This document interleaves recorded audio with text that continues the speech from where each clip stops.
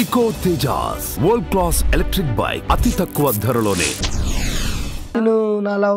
నేను లవ్ చేస్తున్నాను, నేను పెళ్లి చేసుకుంటాను అనేది ఒకటి పడిపోయింది వాళ్ళందరికీ.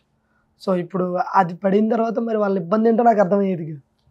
ఇప్పుడు బేసిక్గా నేను లవ్ చేసుకుంటున్నాను, నేను ఈ అమ్మాయిని పెళ్లి చేసుకుంటాను రేపొద్దున కొంచెం టైం తర్వాత అనేది ఒక ఏమంటారు వాళ్ళందరికీ ఓపెన్ టాక్ అయిపోయింది. ఓపెన్ టాక్ అయిపోయిన తర్వాత వాళ్ళ ప్రాబ్లం ఏంటో అర్థమయ్యేది కదా. ఇప్పుడు నేను వేరే అమ్మాయితో చేస్తే వాళ్ళు యాక్సెప్ట్ చేస్తారు, కానీ ఈ అమ్మాయితో చేస్తే చేయరు. ఇప్పటికీ కూడా స్టిల్ ఏమి లేదు. మొన్నటి వరకు నేను అదే నాకు అదే అర్థమయ్యేది కదా. ఇప్పుడు వేరే వాళ్ళు లేకపోయినా ఏదో పిలిపించి అట్లీస్ట్ క్లాప్స్ కొట్టడానికి నేను పనికి రానని కూడా అప్పుడప్పుడు బాధపడేది అన్నమాట.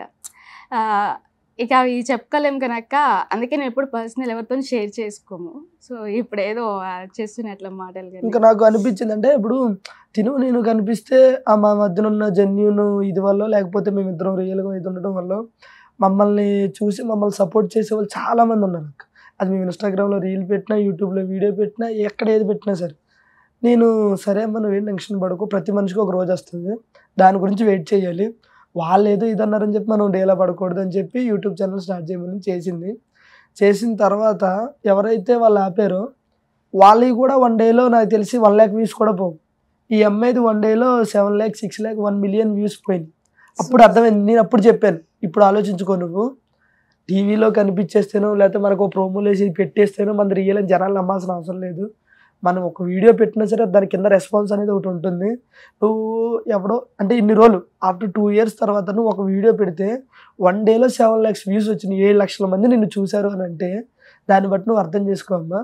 ఇంక ఇదే నీకు మళ్ళీ నువ్వు రేపు వద్దున మళ్ళీ నన్ను పిలిచారు బాధపడకో.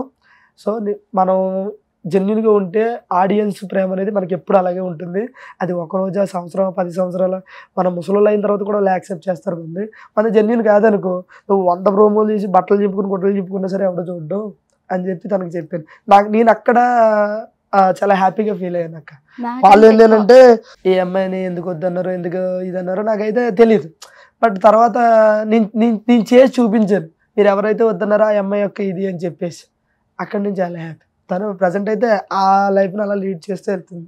చక్కగా యూట్యూబ్ నీకంటూ ఒక ఓన్ ఛానల్ ఉంది, నీకు సపోర్ట్ చేసి ముందు వెనక నడిపించే రాజు ఉన్నాడు.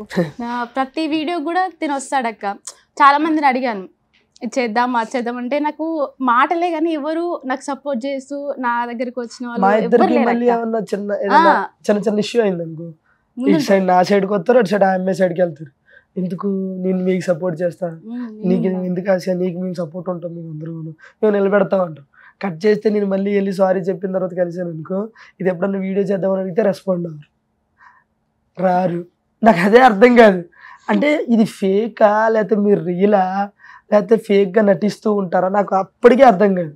ఒకప్పుడు నేను ఇప్పుడు ఏదైనా ఫేక్ ఉంటే ఒక 1 year 2 year మహా అయితే ఒక 2.5 years అన్నా సరే అది బ్రేక్ అయిపోద్ది.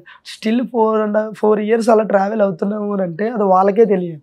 ఆ టైంలో ఏదైనా చిన్న గొడవ అయిన టైంలో తర్వాత సర్దుకుపోతారా అది ఇది అని చెప్పడం కాకుండా ఓకే ఆ గొడవలు మిస్టేక్ ఎవరితోన్నా సరే నేను లేనప్పుడు తను లేనప్పుడు నా దగ్గరికి వచ్చి తన దగ్గరికి వెళ్ళి నేను నీకు సపోర్ట్ చేస్తాం, మేము నీ వెనకాల ఉంటాం, మీకు ఇది చేస్తాం అన్న వాళ్ళు తర్వాత మేమిద్దరం కలిసిన తర్వాత ఒక వీడియోకి తను అడిగితే రాలేదంట, తను కనీసం రెస్పాండ్ కూడా లేదంట.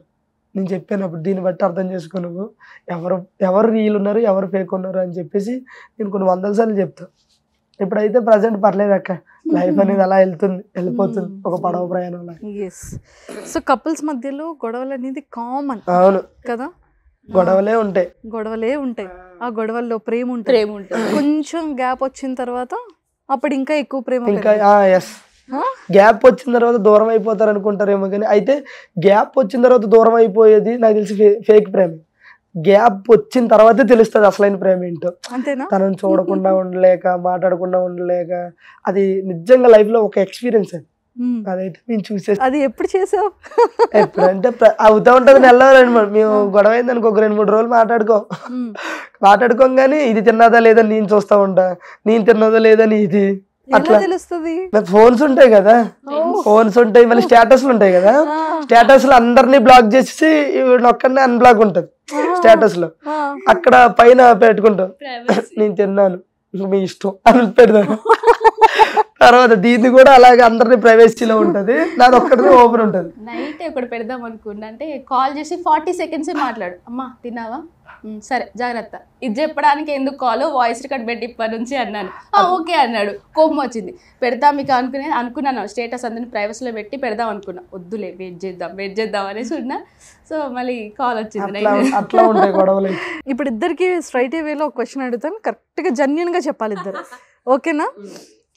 ఆసియాకి ఎప్పుడైనా సరే అంటే ఈ 4 years జర్నీలో బాగా హట్ చేసి సారీ చెప్పే టైం వచ్చింది అనుకుంటే, ఇప్పుడు మళ్ళీ అది రిపీట్ చేయను అని చెప్పి సారీ చెప్పాలి అంటే ఎప్పుడు? నేను చాలాసార్లు హట్ చేసి, అంటే చాలాసార్లు అంటే నెగిటివ్ వేలో కాదు, ఒక పాజిటివ్ వేలోనే. నేను షూట్లో బిజీ ఉండడం వల్ల, తర్వాత తిను కొంచెం వేరకు ఉండడం వల్ల, నేను వేరే అమ్మాయిలతో చేయడం వల్ల తిను కొంచెం ఫీల్ అయ్యి కొంచెం ఇదయ్యేది. ప్రతి అమ్మాయి కూడా ఫీల్ అవుతుంది, కన్ఫామ్గా ఫీల్ అవుతుంది. లవ్లో ఉన్న ప్రతి అమ్మాయి కూడా తను వేరే అమ్మాయితో క్లోజ్గా ఉన్న చిన్న జలస్ అనేది వస్తుంది. నేనేంటంటే ఇండస్ట్రీ కదమ్మా, నేను అలా ఏం లేదు ఇలా ఏం లేదని ఆ టైంలో ఒక 6 months 5 months వరకు నేను మాట్లాడలేదు. అప్పుడు చాలా అంటే చాలా హర్ట్ చేశాను. అంటే నేనేంటంటే ప్రజెంట్ ఒక ఫ్లో వెళ్తుంది నాకు. అటుపక్క జబర్దస్త్ చేస్తున్నా, శ్రీదేవి చేస్తున్నా, కొత్తగా జాతిరత్నాలు చేస్తున్నా, నాకు ఖాళీ ఉండేది కదా. దట్టు రైటింగ్ కూడా ఒకటి ఒప్పుకున్నాను కాబట్టి. ఇంకా అలా ఉన్న టైంలో కొంచెం ఆ 5 months అయితే గ్యాప్ వచ్చింది. ఆ తర్వాత నేనే వెళ్ళి సారీ చెప్పేశాను, ఇంకా చాలా చేశాను. బట్ అవి చెప్పుకోకూడదు. ఇప్పుడు కూడా సారీ అమ్మా, సరేనా? ఏంటి సారీ అమ్మా అంత సింపుల్ గా అలా చెప్పకూడదు తమ్ముడు, నీ స్టైల్లో చెప్పు సారీ. ఇదే అక్క నా స్టైల్, కొంచెం మార్చి. ఇప్పుడు మేము ఎక్స్పెక్ట్ చేస్తాం, ఎక్స్పెక్ట్ తమ్ముడు అక్కడ చూడు వచ్చింది అక్కడ. అలా కావాలి నాసియా. మళ్ళీ లైఫ్లో ఇంకొకసారి నేను ఎంత బిజీ ఉన్నా, ఎంత వర్క్ ప్రెజర్లో ఉన్నా, ఒకవేళ నేను వేరే అమ్మాయిలతో చేయాల్సి వచ్చినా సరే, లైఫ్లో మళ్ళీ నేను ఒకప్పుడు చేసిన తప్పుని రిపీట్ చేయను, నీ కళ్ళంపడ నీళ్ళు రానివ్వను. ఇది నా promise. Sorry. Super. Supreme court judge లాగా సరే అంటే నువ్వు ఇచ్చిందని కళ్ళకి అద్దుకుంటున్నా.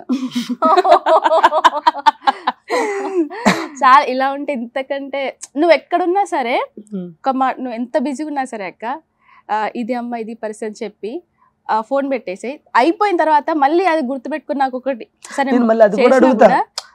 నేను వేరే అమ్మాయితో చేసినప్పుడు నన్ను అడిగింది అనుకో, షూట్ కదా అర్థం చేసుకోవని అడుగుతా. ఒకవేళ అడగలేదు అనుకో, ఎందుకు అడగలేదు నువ్వు అంటే నన్ను వదిలేసావా అని కూడా అడుగుతా. అది ఎందుకో బాగుంటాయి అక్క లవ్ లో. గొడవ అయింది అనుకో, ఒక 2 రోజులు ఎందుకు ఉంటామంటే ఆ స్టేటస్ లో ఏమేమి వస్తాయి చూద్దామని.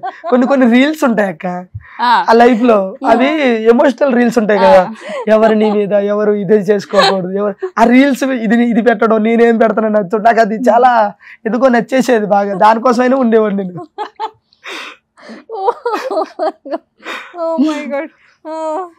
సో బాగుంది అయితే, క్యూట్ లవ్ స్టోరీ.